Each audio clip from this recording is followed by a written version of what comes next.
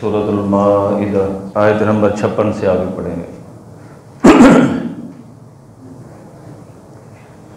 अऊज़ु बिल्लाहि मिनश शैतानिर रजीम। बिस्मिल्लाहिर रहमानिर रहीम। या अय्युहल्लज़ीना आमनू ला तत्तखिज़ुल्लज़ीना इत्तखज़ू दीनकुम हुज़ुवन व लाइबन मिनल्लज़ीना ऊतुल किताब मिन क़ब्लिकुम वल कुफ़्फ़ारा औलिया वत्तक़ुल्लाह इन कुन्तुम मुमिनीन व इज़ा नादैतुम इलस्सलाति इत्तखज़ूहा हुज़ुवन व लाइबा ज़ालिका बिअन्नहुम क़ौमुन ला यअक़िलून। या अय्युहल्लज़ीना आमनू, ऐ ईमान वालो, ला तत्तखिज़ुल्लज़ीना इत्तखज़ू दीनकुम हुज़ुवन व लाइबा, मत बनाओ उन लोगों को जो ठहराते हैं तुम्हारे दीन को हंसी और खेल। मिनल्लज़ीना ऊतुल किताबा, वो लोग जो जिनको किताब दी गई तुमसे पहले, वल कुफ़्फ़ारा, और काफिरों को औलिया, अपना दोस्त। वत्तक़ुल्लाह, और डरो अल्लाह ताला से। इन कुन्तुम मुमिनीन, अगर तुम ईमान वाले हो। वइज़ा नादैतुम इलस्सलाति, और जब तुम पुकारते हो नमाज के लिए, इत्तखज़ूहा हुज़ुवन व लाइबा, तो वह ठहराते हैं इसको हंसी और खेल। ज़ालिका बिअन्नहुम क़ौमुन ला यअक़िलून, ये इसलिए कि वो लोग बेअक़ल हैं। इससे पहले ये आयात के अंदर यहूद व नसारा की दोस्ती से मना किया गया था, और इसी तरह मुनाफिकीन की मज़म्मत भी की गई, और ये भी बता दिया गया कि जो आदमी दीन इस्लाम से फिर जाए तो उसका अपना ही नुकसान है। अल्लाह के पास लोगों की कमी नहीं है। अल्लाह पाक ऐसी जमात ले आएगा कि वो अल्लाह से मोहब्बत करेंगे और अल्लाह उनसे मोहब्बत करेंगे। इन आयात के अंदर भी उसकी वजह भी बयान की गई है कि इनसे दोस्ती क्यों नहीं करनी। फरमाया कि या अय्युहल्लज़ीना आमनू, ऐ ईमान वालो, ला तत्तखिज़ुल्लज़ीना इत्तखज़ू दीनकुम, तुम न बनाओ उन लोगों को जिन्होंने बना लिया तुम्हारे दीन को हंसी और खेल। मिनल्लज़ीना ऊतुल किताब मिन क़ब्लिकुम, उन लोगों में से जिनको किताब दी गई तुमसे पहले, वल कुफ़्फ़ारा, और काफिरों को औलिया, दोस्त। यानी अहले किताब को भी दोस्त न बनाओ और काफिरों को भी दोस्त न बनाओ, क्योंकि ये तुम्हारे दीन को हंसी और मजाक बनाते हैं, खेल तमाशा बनाते हैं। वत्तक़ुल्लाह, और तुम अल्लाह ताला से डरो। इन कुन्तुम मुमिनीन, अगर तुम ईमान वाले हो। यहूद व नसारा और जो कुफ़ार हैं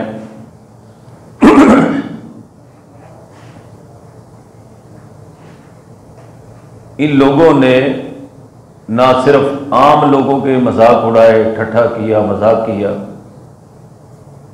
बल्कि इन लोगों की जो गैरत है, जिस नबी या किताब के मानने के दावे करते हैं, उस बारे में भी मर गई है। मसलन पाकिस्तान के अंदर जो 295C का कानून है कि जो किसी नबी की गुस्ताखी करे उसे सजाए मौत दी जाए। अब उनको इससे बड़ी चिढ़ है, बड़ा जुल्म समझते हैं। हालांकि याद रखें, उसमें यह नहीं है कि जो मोहम्मद सल्लल्लाहु अलैहि वसल्लम की गुस्ताखी करे, बल्कि उस कानून में यह है कि जो किसी भी नबी की गुस्ताखी करे, یہ 295 سی جس طرح محمد صلی اللہ علیہ وسلم کی عزت کے تحفظ کی ضمانت دیتا ہے، اسی طرح عیسیٰ علیہ السلام، موسیٰ علیہ السلام، ابراہیم علیہ السلام، آدم علیہ السلام، سلیمان علیہ السلام، جن کے ماننے کے یہ دعوے دار ہیں، ان کے بارے میں بھی یہی قانون ہے۔ لیکن وہ جناب اس کی مخالفت کرتے۔ اور ایک اور بات بھی یاد رکھیں کہ قادیانی مرزا غلام احمد قادیانی جس طرح ہمارے نبی محمد صلی اللہ علیہ وسلم کا گستاخ ہے، اسی طرح عیسیٰ علیہ السلام اور موسیٰ علیہ السلام کا بھی گستاخ ہے۔ تو یہ جو ان کے نبی کا گستاخ ہے اس کی پشت پہ کھڑے ہیں۔ یاد رکھیں، دین سلامت ہے تو صرف دین اسلام ہے۔ مسلمانوں ہی کے اندر عصمت انبیاء کا عقیدہ ہے، مسلمانوں ہی کے اندر یاد رکھیں اگر عیسیٰ علیہ السلام کی گستاخی ہوتی ہے تو وہاں بھی کھڑے مسلمان ہوتے ہیں۔ موسیٰ علیہ السلام کی شان میں نعوذ باللہ کو توہین کرتا ہے تو وہاں بھی کھڑے مسلمان ہوتے ہیں۔ آپ نے کبھی عیسائیوں اور یہودیوں کو نہیں سنا ہوگا، ان کی تو اپنی کتابیں انبیاء کی توہین سے بری ہوئی ہیں، تو یہ کسی کو کیا کہہ سکتے ہیں؟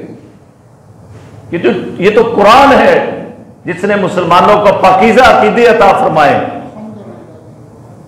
مسلمان محمد مصطفیٰ صلی اللہ علیہ وسلم سے لے کر آدم علیہ السلام تک کسی نبی کی گستاخی کا، توہین کا تصور بھی نہیں کر سکتے۔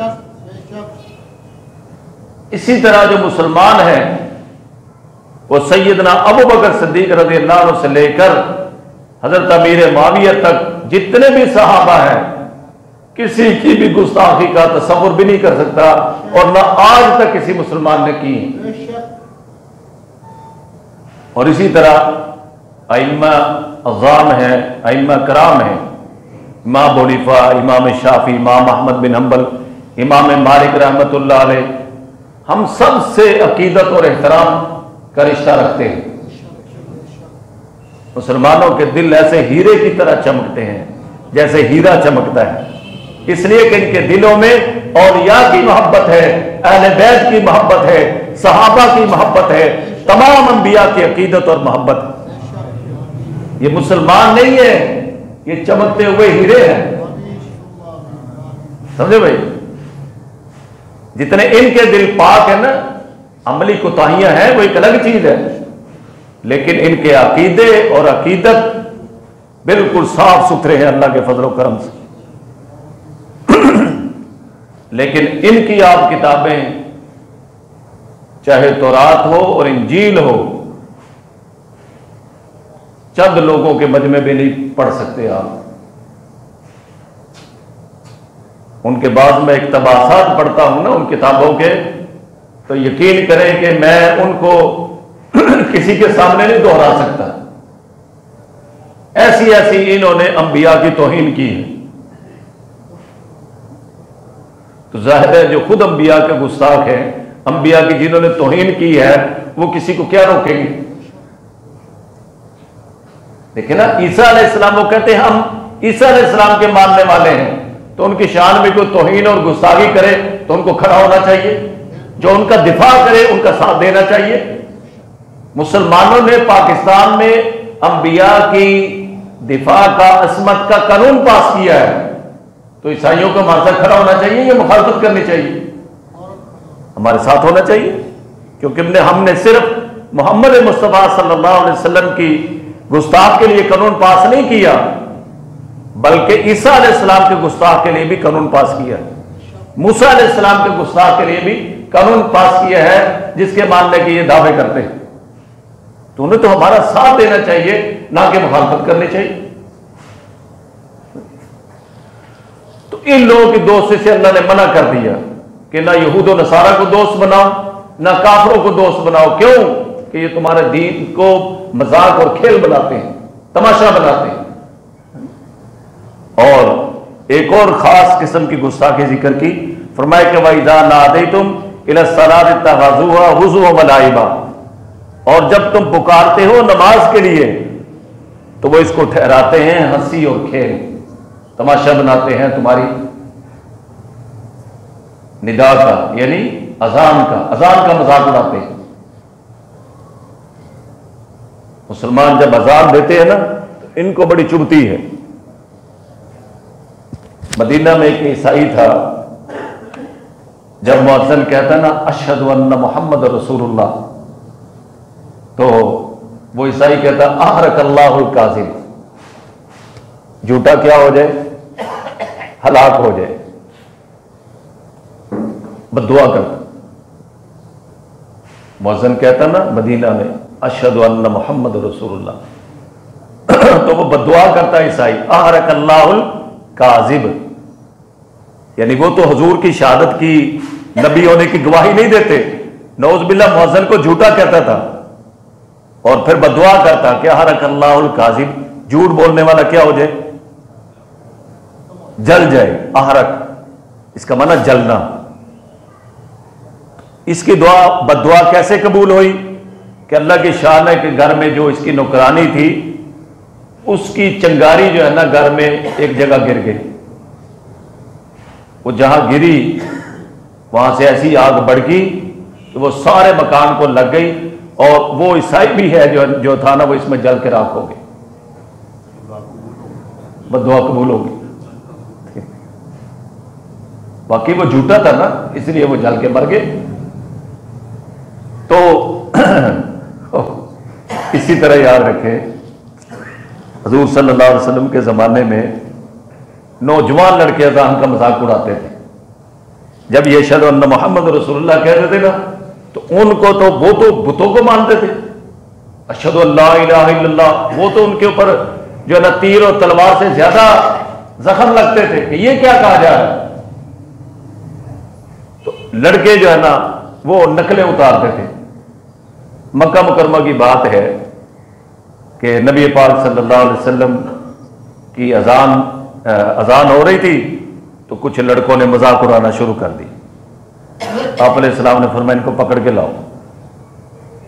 وہ لڑکے سارے بھاگ گئے، ایک لڑکا قابو آ گیا، ابو محذورہ اس کا نام تھا، ابو محذورہ رضی اللہ۔ آپ نے فرمایا اذان دو، کہو اذان کے کلمات کہو۔ اب وہ کہے نا، آپ نے سختی سے کہا کہو وہ کلمات۔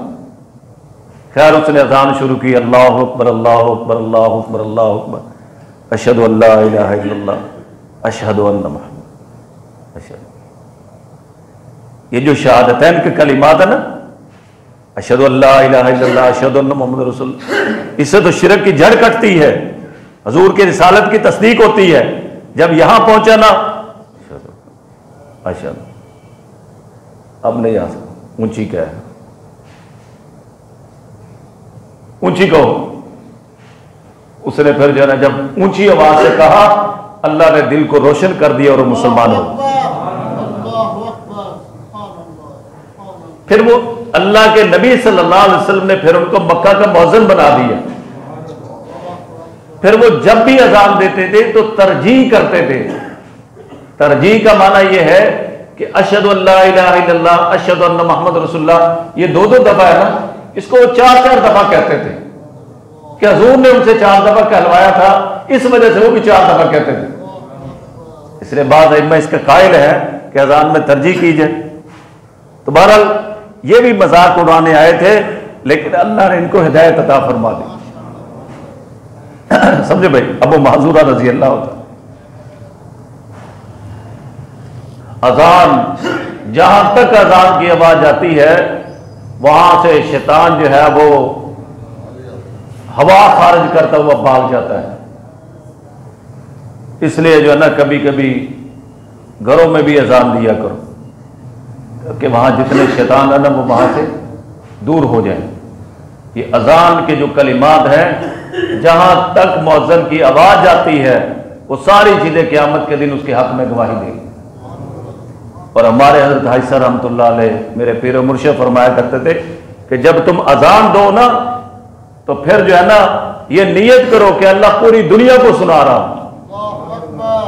ظاہر ہے ایک مؤذن کی اذان دینے والے کی آواز کہاں تک جا سکتی ہے؟ لیکن جب تم اذان کرو نیت کرنا تمہارا کام ہے، پہنچانا اللہ کا کام ہے۔ پہنچانا کس کا کام ہے؟ اللہ کا کام ہے۔ سیدنا ابراہیم علیہ السلام نے اللہ کا گھر بنا دیا، اب اللہ نے کیا فرمایا؟ وَأَذِّنْ فِي النَّاسِ بِالْحَجِّ، لوگوں کو حج کے لیے بلاؤ۔ اب نہ سپیکر تھے نہ یہ موجودہ نظام تھے، ابراہیم علیہ السلام نے لوگوں کو حج کی آواز دی، تو اللہ پاک نے جن لوگوں کے مقدر میں حج تھا ان کو آواز پہنچا دی، چاہے وہ دنیا کے اندر موجود تھے، چاہے ماں کے رحموں کے اندر موجود تھے، چاہے وہ جو ہے عالم ارواح کے اندر تھے، اللہ نے سب تک آواز پہنچا دی۔ اور پھر جس نے جتنی مرتبہ جس کے نصیب میں تھا جتنی مرتبہ اس نے لبیک کہا اتنے ہی دفعہ اس کو اللہ نے حج کی توفیق بھی عطا فرما دی۔ سمجھے بھائی؟ اب آپ کئی لوگ دیکھیں گے کہ ماشاءاللہ 25 حج کیے، وہ لبیک کہہ کے آئے ہیں، وہ لبیک کہہ کے آئے ہیں، ٹھیک۔ اور کئی ایسے ہیں، آپ یقین کریں کہ سارا کچھ ہوتا ہے، مال بھی ہوتا ہے، صحت بھی ہوتی ہے، سارا انتظام ہوتا ہے، لیکن حج کی توفیق نہیں ہوتی۔ آپ یقین کریں میں نے ایک آدمی سے پوچھا، کہنے لگا میں نے یورپ سارا پھر لیا ہے، امریکہ، روس، پتہ نہیں کتنے ملک میں نے پھرے ہیں۔ میں نے کہا حج بھی کیا کہ نہیں کیا؟ کہتا نہیں کیا۔ میں نے کہا کل قیامت کے دن اللہ نے کہہ دیا کہ تیرے پاسپورٹ پہ دنیا جہان کے ملکوں کی سٹیمپیں لگی تھی، ایک مدینے کی سٹیمپ نہیں لگوا سکا،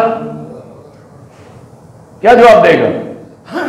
یا تو بندہ گیا ہی نہیں دنیا میں کہیں، ایک بندہ ساری دنیا میں پھر گیا پھر بھی مدینے تک نہیں جا سکا، تو قیامت کے دن کیا جواب دے گا؟ سمجھے بھائی؟ اللہ پاک جو ہے نا ان بابرکت جگہوں سے کسی کو محروم نہ کرے، اللہ تعالیٰ ہر مسلمان کو بار بار حاضری نصیب فرمائے۔ فرمایا کہ وَإِذَا نَادَيْتُمْ إِلَى الصَّلَاةِ، اور جب تم پکارتے ہو نماز کے لیے، اتَّخَذُوهَا هُزُوًا وَلَعِبًا، تو وہ اس کو بناتے ہیں ہنسی اور کھیل، ذَلِكَ بِأَنَّهُمْ قَوْمٌ لَا يَعْقِلُونَ، یہ اس لیے کہ وہ لوگ بے عقل ہیں، عقل ہوتی تو ایسا کھیل تماشا نہ بناتے۔